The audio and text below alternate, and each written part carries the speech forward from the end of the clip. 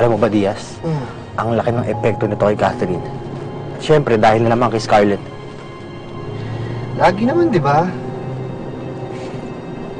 Parang hindi na mababago yun. Ano kaya, baguhin mo na yung desisyon mong pakasalan to, pare?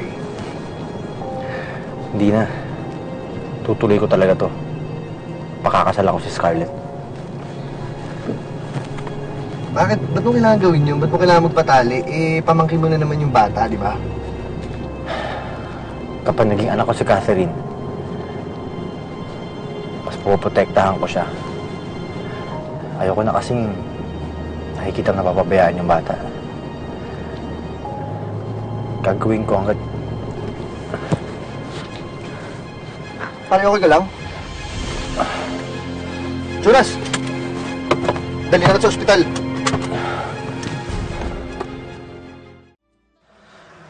Dok, baka pwede namang umuwi na ako. Dok, stag party kasi dito ngayon eh. Wala pa nga nangyayari eh. Sumikip na yung dibdib. Inatake ka sa puso. Baka lang hindi mo alam. At sa tingin ko, hindi mo siya dapat gawing biro. Pero hindi mo lang kita papauwiin hanggat wala pang resulta yung mga test mo. I-refer kita sa cardiologist namin dito. Dok, espesyalista ho sa puso yung family doctor namin eh. Baka pwedeng siya na lang yung tumingin sa akin. Desisyon mo yan. Pero papuntahin mo siya dito bukas para makita yung mga resulta ng test mo. Sandali lang ha. Titingnan ko muna yung mga record mo sa cardiologist ha. Sige po. Excuse me. Pare, okay ka lang. Mukhang nervyosa lang yung doktor na yun. Mukhang siya may sakit sa puso. Diaz, sana walang ibang makakalam ito. Tayong dalawa lang.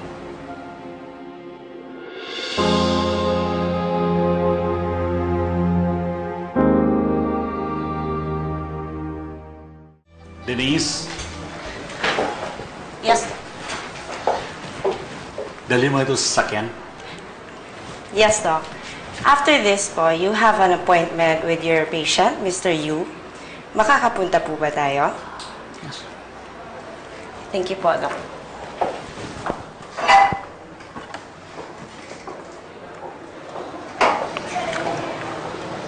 Dok, magandang araw po. Upo ka, Jonas. Dok, anong resulta ng mga test? Doc, si Diaz ho, parang kapatid ko na yan. Kung ano po yung sasabihin niya sa akin, okay lang po na marinig niya. Okay, Jonas. I'll give it to you straight. Swerte ka na survive mo yung heart attack mo. Pero base doon sa resulta ng test, your heart is failing. Dok, hindi ba siya masyadong bata para dun? Hindi ba siya matatanda na nangyayari yun? Parang kay Lola Matilda niya? Nasa lahi nila ang sakit sa puso. Kaya dobling ingat ka na sa lahat. Sa pagkain, sa iniinom, sa stress. Kung hindi maagapan, your next attack might be your last. Kaya as early as now, kailangan may sama na yung pangalan mo sa transplant list.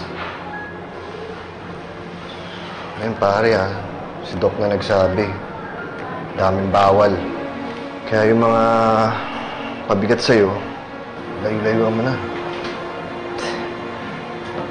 Diaz, hindi pwede.